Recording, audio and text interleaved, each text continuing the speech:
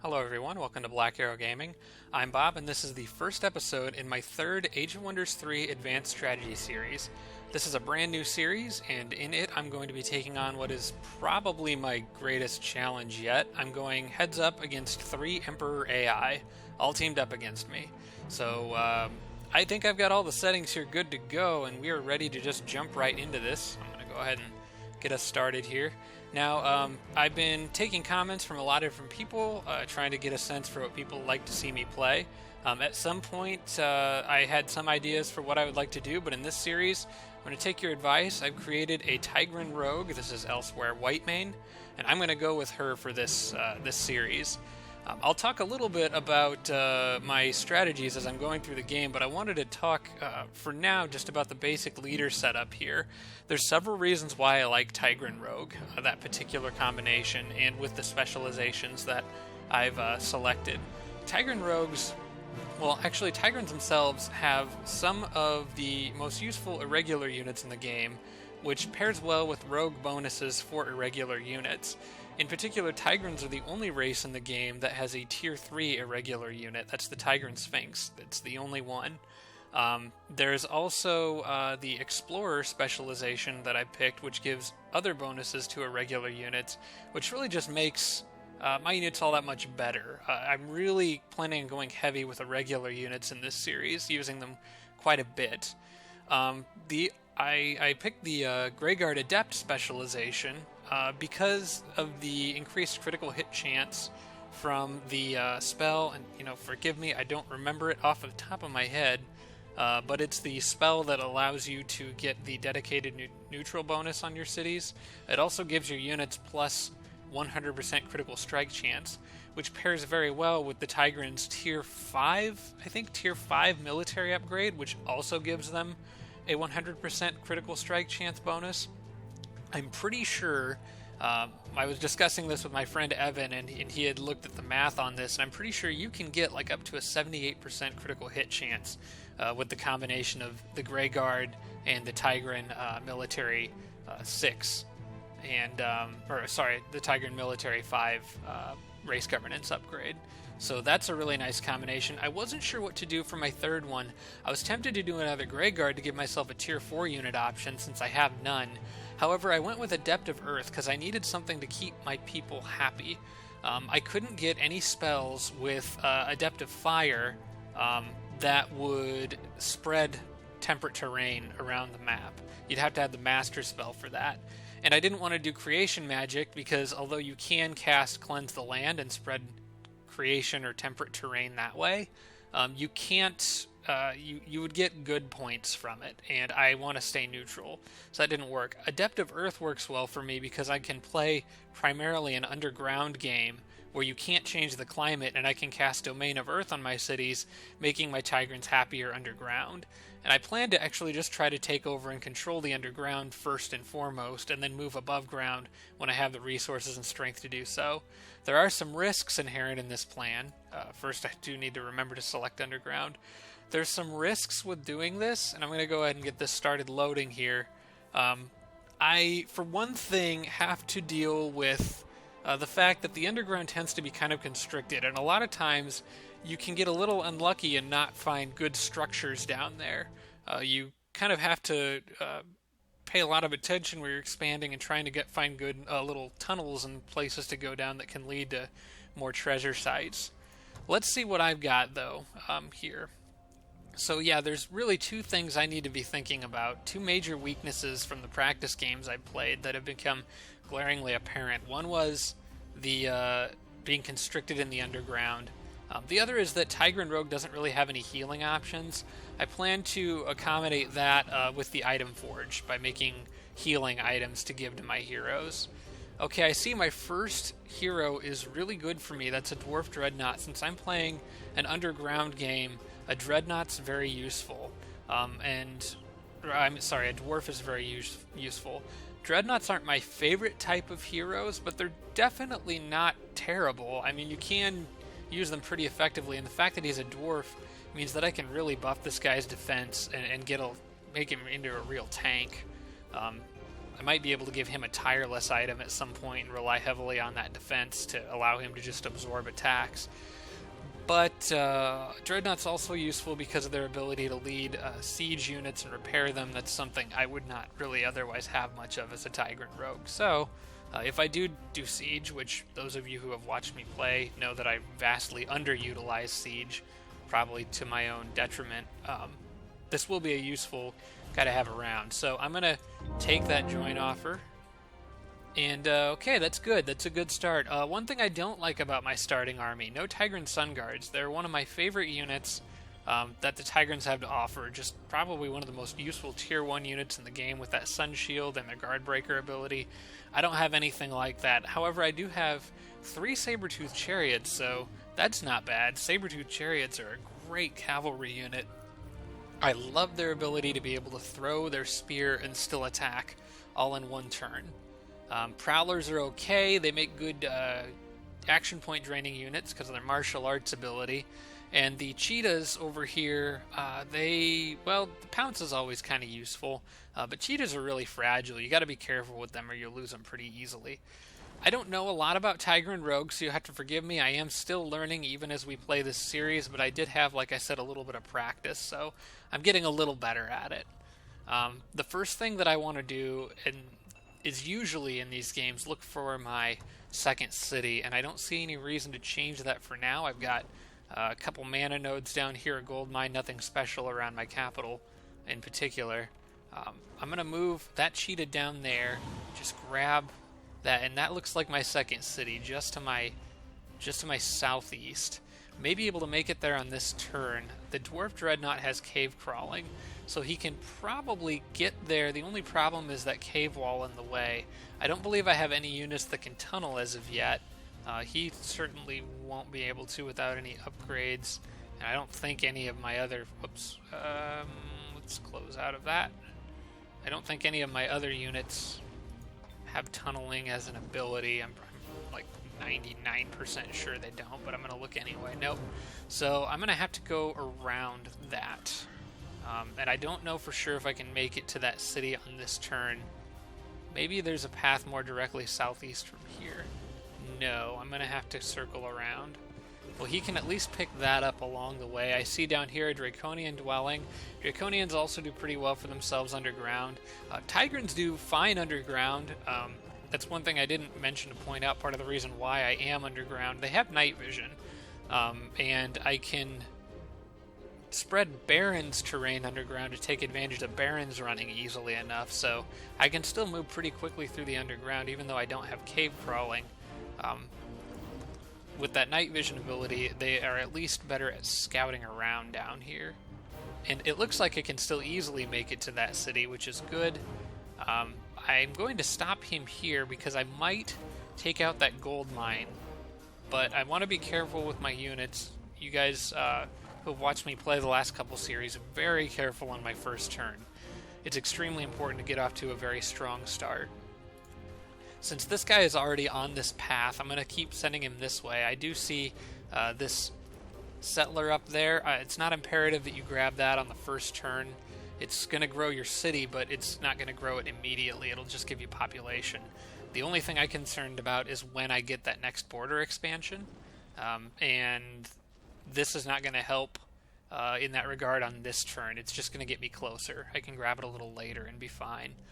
Now I want to look maybe to the northeast. I kind of can see the vague outline of a cavern wall here, so I'm thinking that's actually blocked off. It's kind of hard to tell, but the game does give you this foggy area right on the edge of your vision. Maybe I can see a little easier. Yeah, sometimes if you zoom out in the overworld map, I can see that I'm completely blocked in here. And it looks like I'm blocked in by rock cavern walls, so I'm not even going to be able to tunnel through that. Mostly lava up here anyway, I think. There is something up to my northwest, so I think I'm going to send another scout up in that direction. There should be, somewhere around me, something like a scroll of knowledge or merchandise, or not merchandise, the structure that gives you a free building. There's what I'm looking for. So that will give me a bonus right away. That will be for knowledge. And speaking of which, I may as well decide what I'm going to start researching and what I'm going to start casting for that reason. I find it very useful to get corpse looting early in the game. That extra gold is very helpful when you're trying to expand. Poison Mastery is great too, but I think I'm going to wait. I don't need it right now. I can manage without it. I want that corpse looting for the economic bonuses it provides. Corpse looting gives you a amount of gold for each unit that you kill in combat, as long as the spell is active, and it's a strategic spell, so it can be disjuncted globally through a global disjunction. Let's send him just a bit further this way, and I do see that there is something else up here, so I'm going to let the cheetah keep running. I like using cheetahs as scouts. They do have that extra movement, which helps. They have 32 max movement. And this one I'll just let run down that way until he runs out of room to go. As far as everybody else, what I will do in this situation is I'm going to run backwards to get that scroll of knowledge first, so I don't have to run back that way again later. Because I do want that research now. Let's decide what I'm going to research next. There's several good things the rogue can get right off the bat. Treasure raiding is great. Again, more extra gold. This from overturning treasures, or from raiding treasure sites. That's a good one to get up early. Grimbeak Crows, obviously great for scouting. Courtesan Ambassador is good for making friends with city-states, which I plan to do a lot of. Independent cities.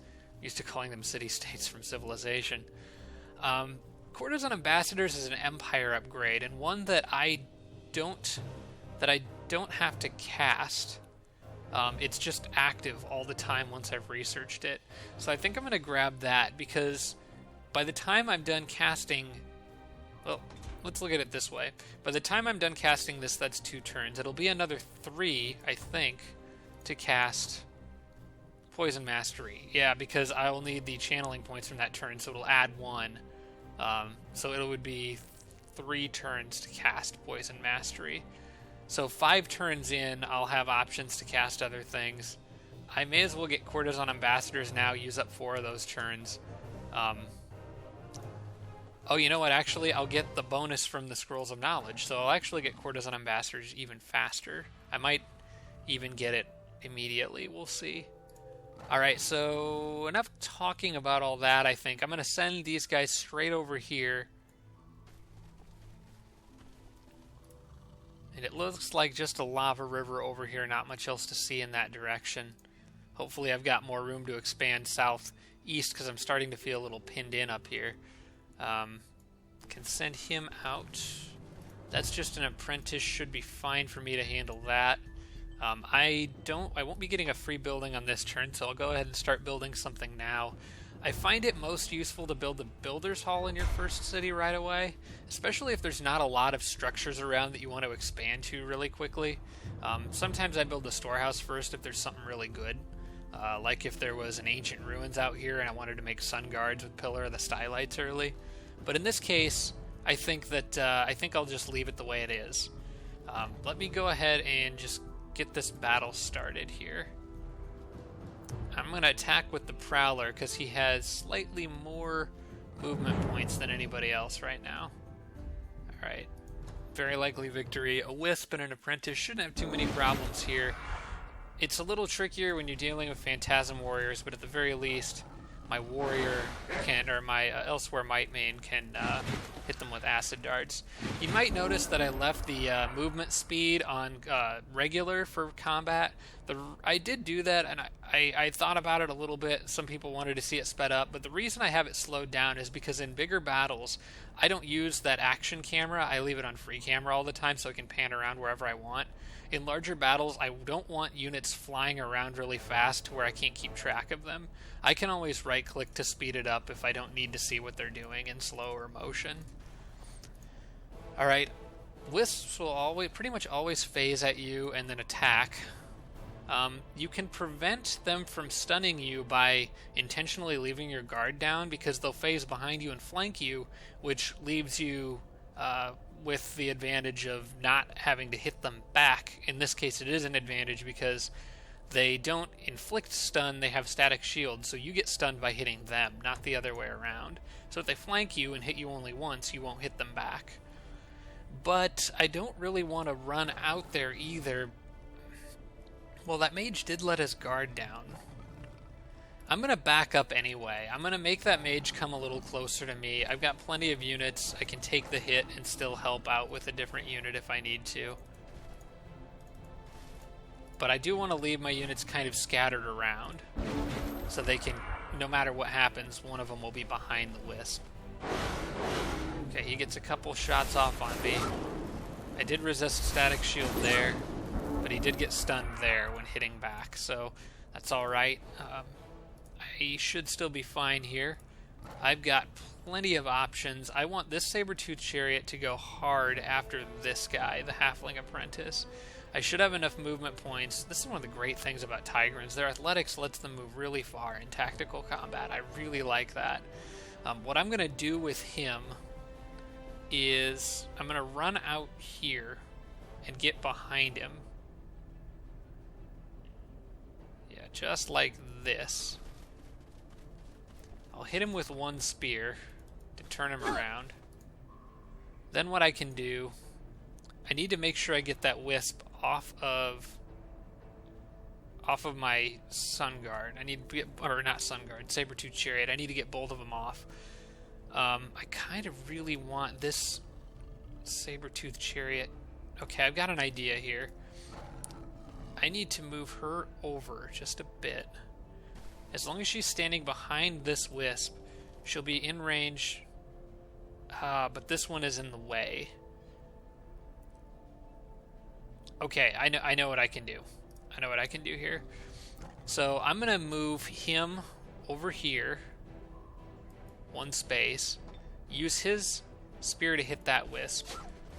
Though, I didn't actually expect that to kill it. I thought I was going to have to finish it with the prowler, but that works out just fine. Then I can use her to easily kill that wisp with those acid darts. Then I can send him out here.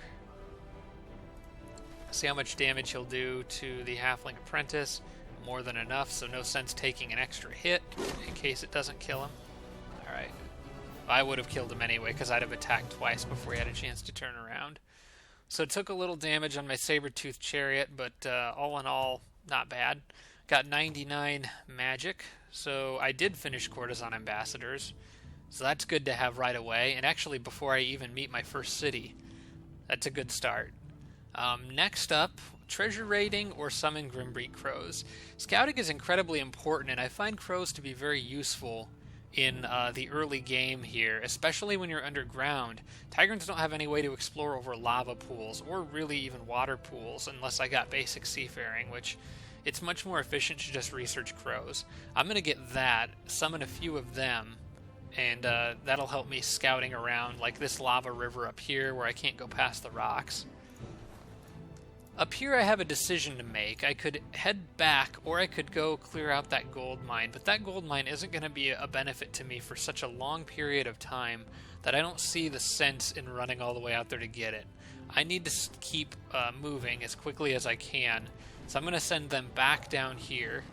They won't be able to help the dwarf fight over that gold mine on this turn, but that's not a big deal. They should be able to handle it on their own.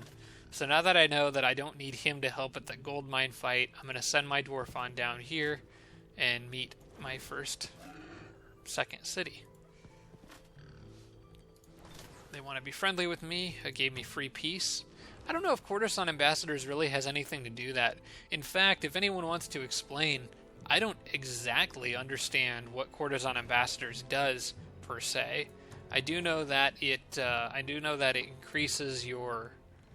It says a relation bonus with independent cities, which makes them more friendly. What I think that means is this indicator up here, how happy the city is with me. Oh wait, nope, it's right there. 150 for Courtesan Ambassadors, so that's what it does. Just makes the city a little happier with you.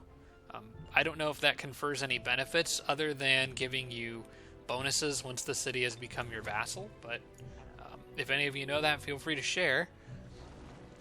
So now that I've found this city, I'm going to send the dwarf back. I don't want him running off by himself and getting killed. I don't like to use my heroes as scouts. I do see, however, some mushrooms down there. I'm not sure if that's part of, like... Okay, that could be part of just the terrain. So I was thinking that might be the outskirts of one of those Fey dwellings, but I don't think it is. So I'll send him back to rejoin the rest of the army. I don't want him getting himself killed. Alright, everyone else here is pretty good. I can stand to move some of the army out ahead of the rest, and I will do that. The rest of them can wait there.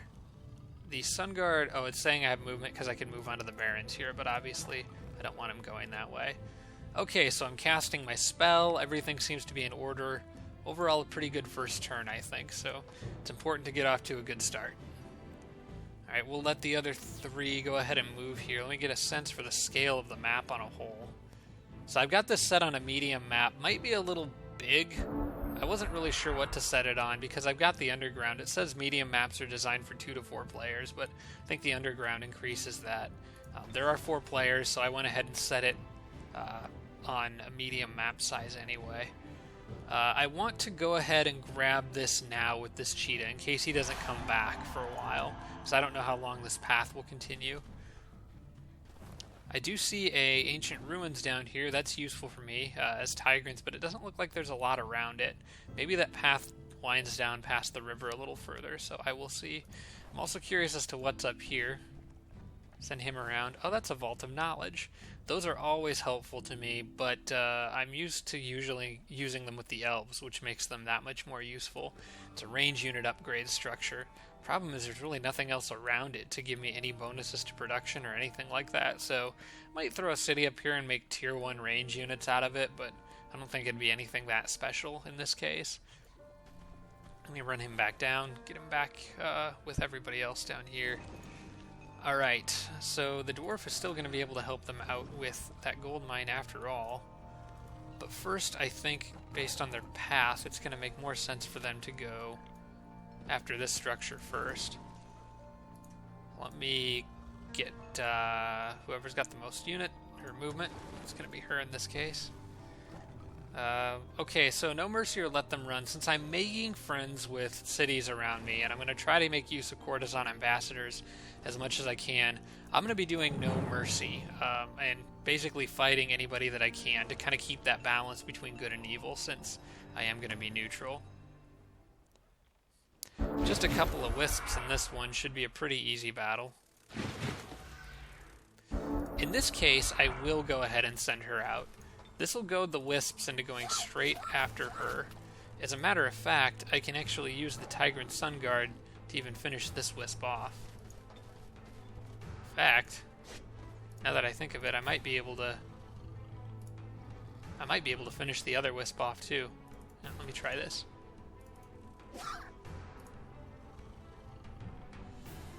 Maybe not. How much damage would he do? 6 to 10? Maybe, maybe not.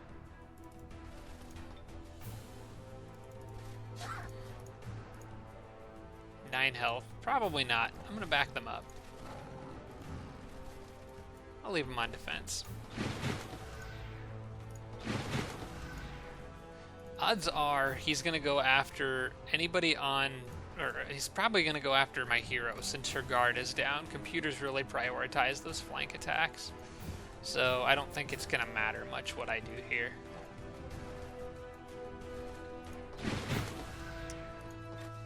Yeah, I'll just leave everybody on guard.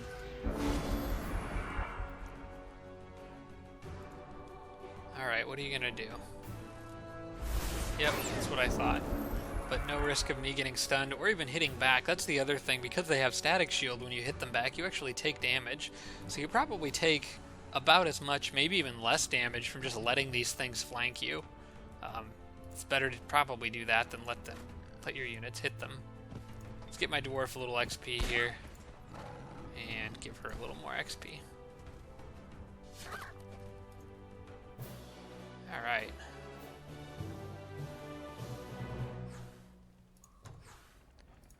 $26 mana, alright. I could use it. Let's go clear the next structure, I think.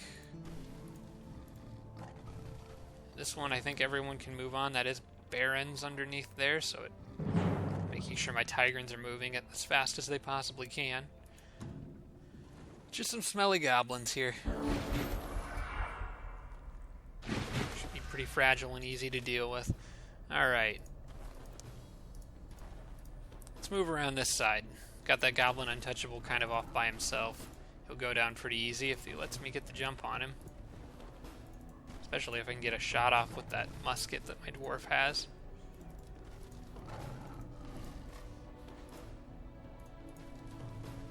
And hold up here, see what they do.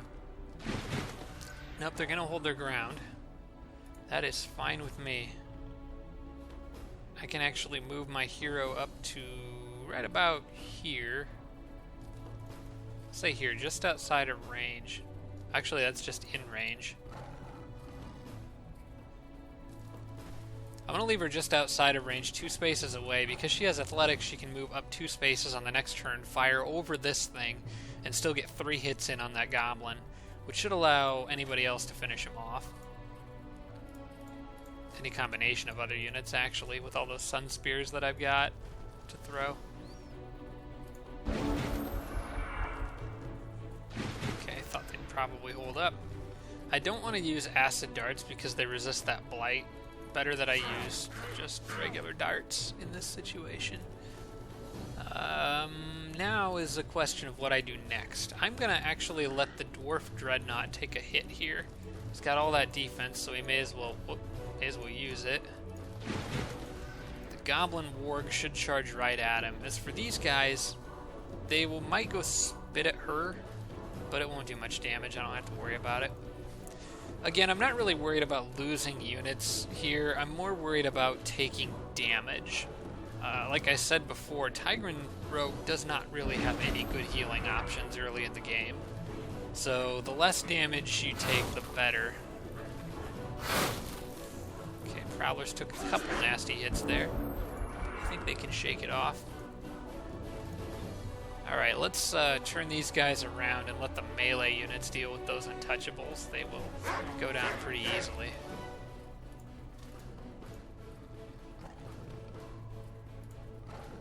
I would love to take this guy out. I could shoot him with the dwarf, but I also would think it'd be better. I'll do this. I'll move him down here. Let these guys deal with that Warg Rider, probably from this position. There, they take him out pretty easily. That leaves my dwarf free to shoot one of these other guys, doing extra damage to him. Poor thing. And then Sun Guards can easily finish off the last one. As a matter of fact, it makes most sense to go around to the back, flank him with the spear, and then you could flank him with the spear for the other side. It doesn't really matter, they're going to die. Those guys do not stand up to hits very well. But the poison spit, I guess there's something to be said for that. Alright, I can move everyone down here, and I will probably go ahead and split them up just a little bit again, because she can catch up if she needs to. That clears out those 2 structures. I don't think, it doesn't appear to be any others in my immediate area. Alright, nothing else to do on this turn. Still casting my spell. Need to always remember to check that. Still got this little pile of gold up here that I missed. This guy's going to go back and get it. I probably should have sent him back around this way. It'd have been faster, but I'm not too worried about that. He'll get there on turn 4 either way. Alright, I'm going to go down to get that gold, and it does look like this path continues, but I am blocked by a tower, unfortunately, so I'm going to have to get just enough units together to go down there and clear that. Obviously the cheat is not going to be able to do that on his own, so I may as well send him back for now. This is kind of a weird, I mean, there's like little river, little stretch of land, little rock cavern walls, and then little lava river. It's kind of all bizarre how that got scrunched together like that. Okay, corpse looting ready to cast. I want to cast that before I do any battles on this turn. Go ahead and do that. Since I haven't met anyone yet, I'm at no fear of anyone disjuncting any of these spells yet. So I may as well start casting the next one, and that's going to be Poison Mastery. Let's get that going as soon as I can. Now I'm going to have mana concerns, so I may want to build a temple here, because I am casting 2 global spells right off the bat, plus I plan to summon crows. Need to plan accordingly for all that. As long as I keep attacking structures, though, I will get, magical structures anyway, I would get more mana. Let's see here. How do I want to go about coming through here? Do I want to go southwest and stay more in my little corner of the world, or do I want to explore to the northeast and see what's out across what I presume is probably a bridge here? That is a tough call. Might send off a scout in this case. Oh, that night vision's helping here.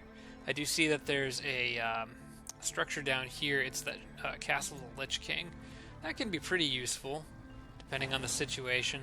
I think I will run down this way a bit just to see what's over here. I see some other structures as well that I'd like to go check out.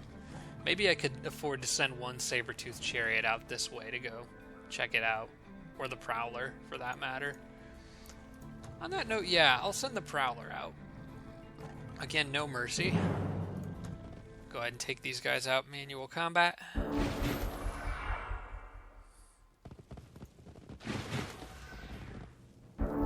Alright, so we've got incoming fell horses. I can probably just charge and wreck these guys. I used to think fell horses had wait, they do have fire protection. Maybe there's a different type of horse that I'm thinking of that has spirit protection. Or maybe I was thinking they had spirit protection and it's only fire. Either way, I'd like to see how much damage I can do.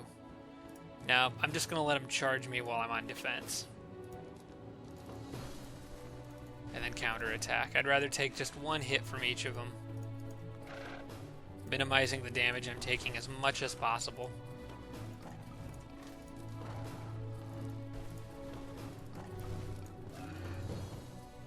And she can still be reached. Alright, that should work. Alright, here they come. That one didn't bite, or didn't take the bait. I can probably kill that one. Let's do this. 1, 2. Flank him here. Critical hit, that's helpful. Then I can go out here to flank this one. Well, that won't be a flank, but it will be a hit, if nothing else. Ah, I messed that up a little bit, though. I wonder if these guys, they can still reach that fell horse, and they'll do more damage to it. So I'll let him actually just finish this guy off with the Sun Spear. He gets a promotion. Let's see what everyone else can do. He can move here, that's one hit. You can charge him for 2. Let's soften him up a bit more. These guys have martial arts, so they're great at taking hits when they're on offense. Let's let the dwarf get up here and shoot him. That'll take out most of its health, and I can probably finish it off with the rogue, but if I don't, I've got plenty of other options. Alright. Okay, that's good. Find 6 gold on the bodies of the dead. I'm not 100% sure how this works, but I'm fairly confident you get 3 gold per tier of unit killed. So if I had fought 4 tier 1 units, I'd have gotten 12 gold. Doesn't seem like much now, but it does add up. Okay, my scouting problem just got solved. I got a warg, which does have night vision. Can move a bit further than my Tigran Prowler. So I'm going to send the warg out this way. Scout this area. Nothing that really catches my eye yet.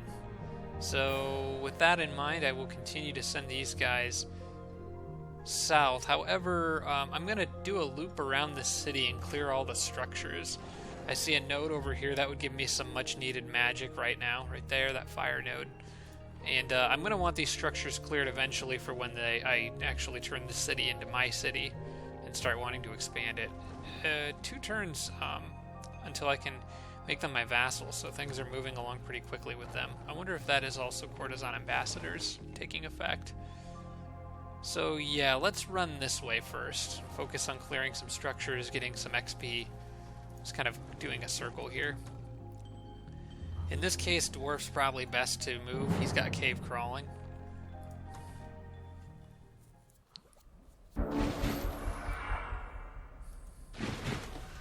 Alright, so we've got human halberdiers, human archers.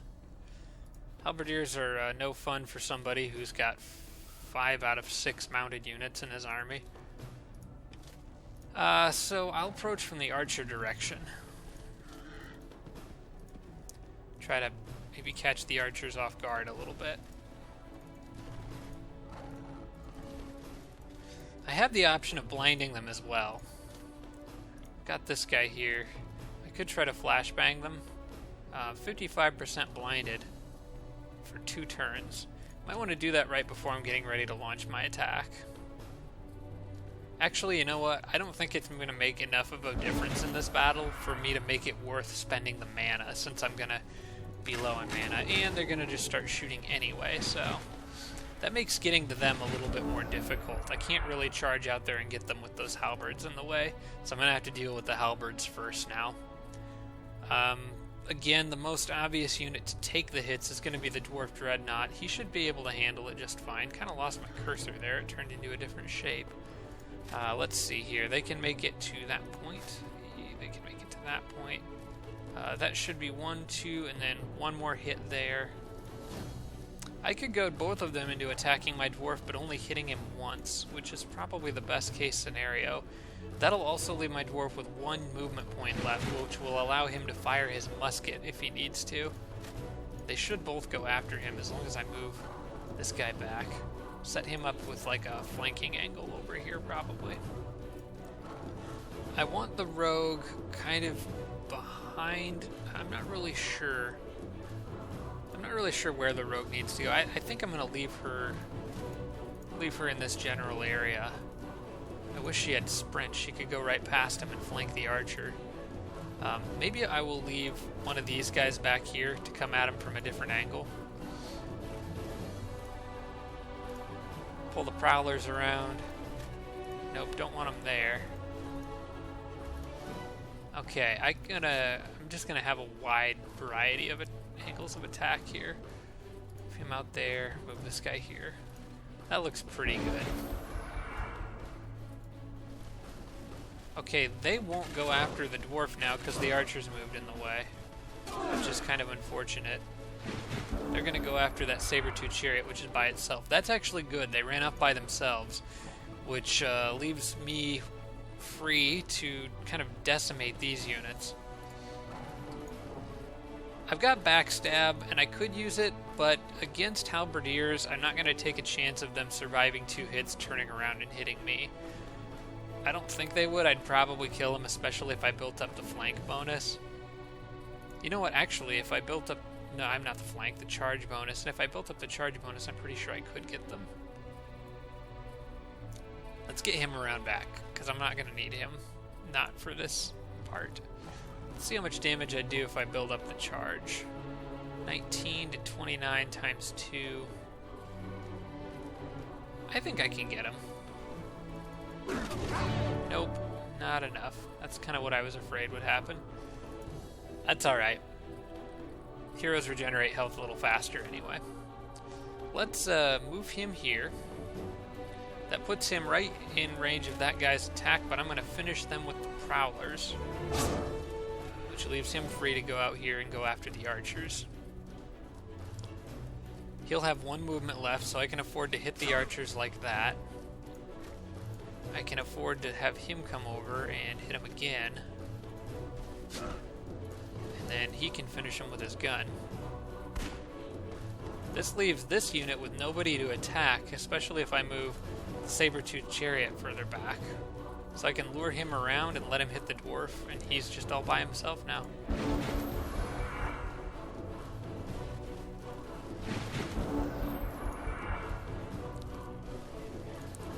just back everybody up. That is literally all he can go after. Whoops. Forgot that saber-tooth chariot. He'll go after him instead. Lower defense. That's okay. Little unfortunate. An unnecessary hit on a unit that won't regenerate health as fast, but, you know, it happens. Mistakes were made. Alright, and I'll just let her finish him off for the XP. I do have several more battles to fight, so I'm trying to be really careful with my health here. I need to do a loop around the city, and that's going to be 2 on the next turn at least. Let's move him over here. Move them here, actually. Move them all together. Okay, I do finally get to upgrade my leader. I can't get sprint yet. She hasn't leveled up enough. I think I get sprint at level 3. So let me just get some more general upgrades here. Of course, Dirty Half-Dozen, Devout Slayer, that's not really important yet. Infiltration Squad's not really important because I'm not crossing any walls yet. Inflict Crippling Wounds can be useful. Undead Slayer, maybe, but probably not yet. How about I just focus on general stats for the time being? Let's upgrade that health a little bit.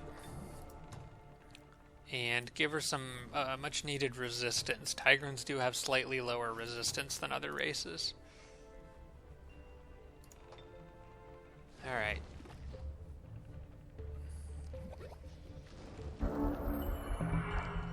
Summon Great Crows is ready, or is researched, ready to cast, so that'll give me something to work on after Poison Mastery. Then I can go right into another research. Essence Harvest is very useful, I think, and I like to get it early because building up those channeling points can be really helpful in a pinch. But I don't know if that's the best thing for me to get right now. Backstab is great, but it only gives... it's given to irregular and infantry units, and I only have 1 infantry unit right now, so that's not quite as important. Treasure Rating was the next one I was thinking I was going to get. And I think I will. And the reason I'm going to go for Treasure Rating before Essence Harvest is because it's a global spell, and later in the game, early in the game is when you're doing a lot of structure clearing. Later in the game, you still do, but maybe not as much in the late game. Plus, later in the game, I'm going to have to worry about them dispelling my stuff. I don't have to worry about that right now, so I may as well take advantage of Treasure Rating while it's an option. Plus, it'll finish researching about the time I've summoned my first crow. Alright, sending the cheetah back. They're going to need a little reinforcements. I might leave them hanging out back here, produce a quick sun guard when that's done, and maybe see if I can go take out the units at that tower so I can keep scouting in that direction. For now, though, there's no reason for them not to go hang out at my capital, so that's where they're going to go. Of course, want to go get the gold with this guy.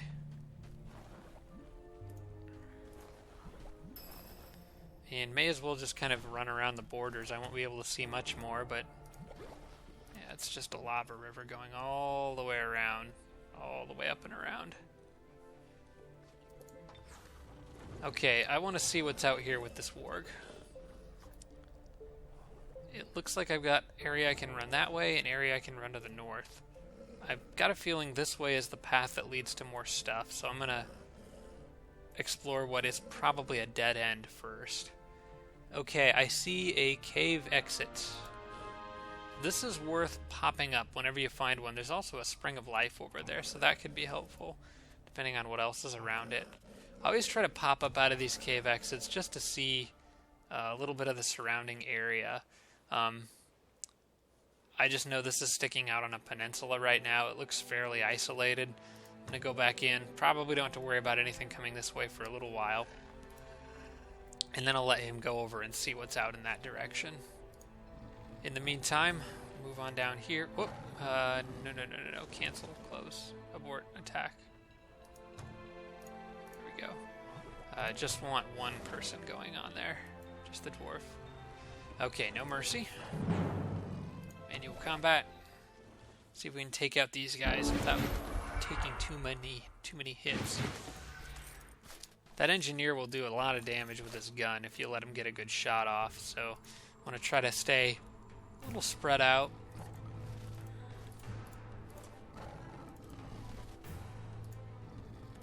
Let's kind of go something like this, just a very wide angle of attack. Except for these units that are going to be bunched up for a little bit. Not a lot I can do about that right now. It's unlikely they'd come running out at me just yet anyway. Normally once the shooting starts, that's when they'll come running. I'd like to send her out after those prospectors, but I'm afraid of her getting ganged up on. Let's just move forward, see if I can draw them to me while I've got a bunch of units in position but on defense. I don't really have to worry about those prospectors throw stones very much. It's not going to do a lot to me.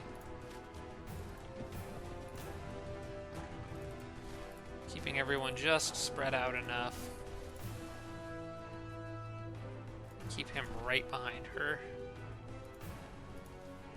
That looks okay.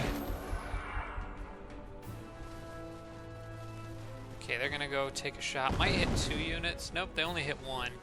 And from a decent enough distance that it doesn't really do much of any damage. And they fumbled. Alright. How much further can they move? It's the choking fumes in this area. I really hate choking fumes. I hate these battlefields.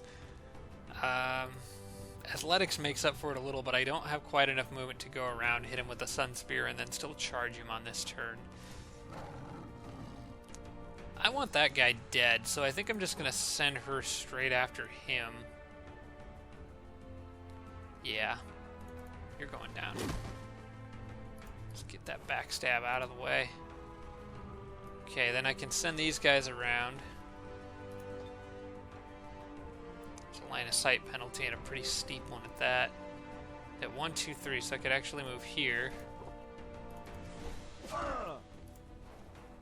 And they may be able to finish them with a single charge. Most likely they can, but I'm going to reserve that option for a second. I'd like to see how much damage this guy will do. Yeah, okay, I got an idea here. I can send him on a flanking angle. I can hit the dwarf prospectors from behind. That'll allow him to hit them with a Sun Spear while building up. Now they'd do the same damage though. It won't matter.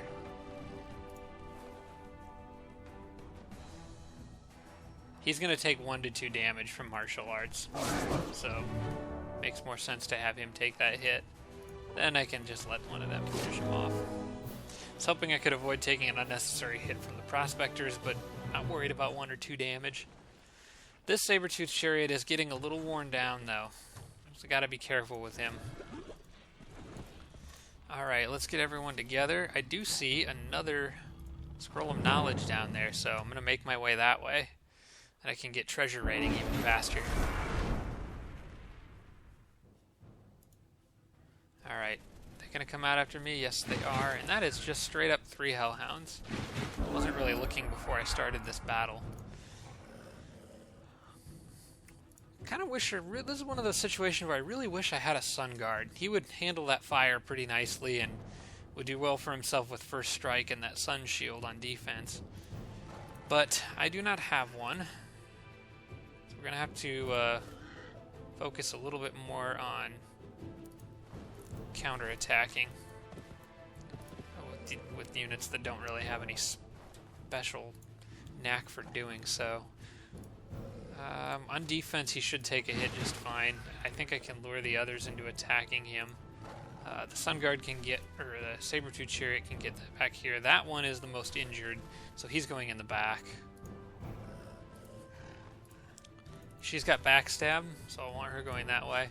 He is unfortunately on fire, which doesn't really help me very much here, but he still won't take very much damage from those things. And again, we'll be left with 1 attack. Oops. Well, they might go after the prowlers now. At least that one might. Wasn't paying attention to how close they are. That looks okay.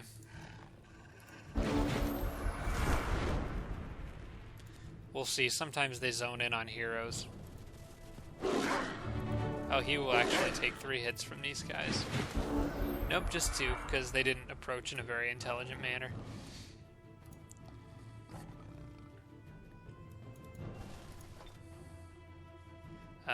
Well, every little bit helps.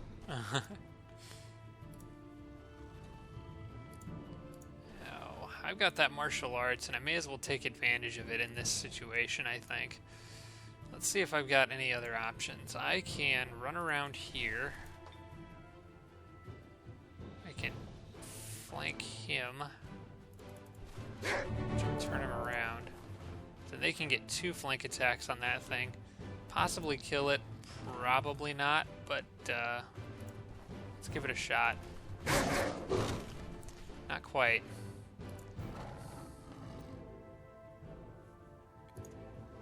He could finish that one off, but I'd much rather use all that damage potential to go after this guy instead.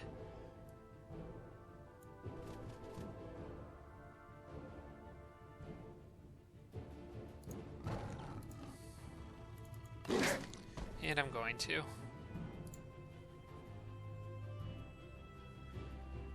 I could try to Sun Spear this guy, but I'm out of range here. Wonder if I could Sun Spear him from back here.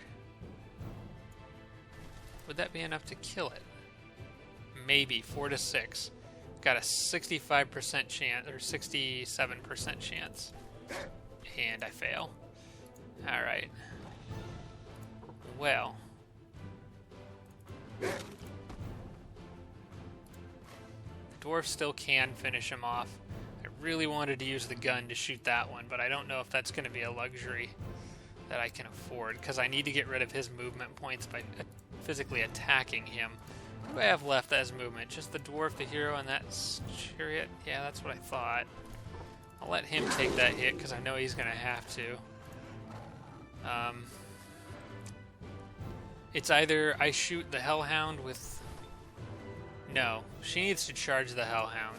And he's only got 1 movement left. So I'm actually going to use him to finish that thing off. And let her take up 2 movement points. Now it's going to hit back, and it's going to hit me back for... I'm going to assume max damage and say 30. Because 8 and 7 would be 15 times 2 is 30. Wouldn't kill me. They won't get a critical hit because their morale isn't high. So I should be fine here. Okay. And he's got no movement left. It would set her on fire, wouldn't it? It's alright. She'll be fine. And I'll just let the dwarf be the one to finish him off. As you can see, my army is really beat up. And this is the problem with Tigran Rogue. But I do have lots of other advantages, so... This is when I have to start questioning whether it's wise to go into another battle like this next one on this turn. I just don't know. While I would love to get that right away, I don't necessarily need it because I can't cast any more spells right away. You know what? Now that I think of it, since I can't cast Treasure Rating right away, because I'm going to be casting this and then Grimbeak Crows, maybe it makes more sense to get some other Empire upgrade instead of... to get, like, Essence Harvest first, for example. Because that would be effective immediately. I think I'm going to do that. But this battle kind of scares me. I think I could micromanage my units for 1 more and be okay. But they're going to have to take a breather after this one. I'm going to send them this way. I'm going to follow the road and see where that goes. I'm going to have one of my cheetahs break from this area and go down and scout what's down here, I think. I'll send the main army along the road because it's probably more likely I'll find a city out in that direction. I'm going to save this battle for the next episode because I want to think about that a little bit. The other thing I need to think about is whether I'm going to change treasure rating to Essence Harvest. I will if I do this battle, and I probably will do that battle. But we'll see. Maybe it'd be wise to wait for one turn first. And just let everyone heal just a little bit, if nothing else. I'll leave them waiting for a movement order. In the meantime, I am going to go ahead and change this to Essence Harvest, just so I don't forget. And I'm going to go ahead and upgrade my dwarf now. It's got lightning. Ooh, lightning rod banner. That could change things. That does change everything. Because those wisps won't hurt me nearly as much with lightning rod banner, and part of his damage, a third of it, comes from lightning. I'm going to do that. I'm going to give him lightning rod banner, which I find to be one of the Dreadnought's most useful abilities, in part because you run into lightning damage a lot, and that inflict stun effect can be kind of everywhere. Otherwise, it doesn't really matter. I'll just buff his health a little bit, but with lightning rod banner, I think I could pull that off. I'm going to send her out so she's no longer the army leader. I'm doing that intentionally and letting him kind of take over leadership for those guys, because now they all have 40% shock protection. She's the only one who doesn't, which makes me think it might still be wise to wait one turn for that. We'll see. Why don't you guys tell me what you think between now and the next episode. I'll leave them awaiting movement orders, and I don't think there's anything else I can do on this turn. Builder's Hall done in one turn, those guys done. Yeah, I think that's it. So I'm going to wrap this one up here, guys. Thanks a lot for watching. I'm excited to get started with a new series here. Again, this is going to be the toughest challenge I've ever taken on, but I do expect it to be a lot of fun. 3 Emperor computers, all up against me, and I think if I can beat this, this will be the toughest game I've ever won. So I'm looking forward to the challenge. It should be a lot of fun, and with some help from you guys, I think I can probably pull through. Thanks for watching, everybody. I'll see you in the next episode.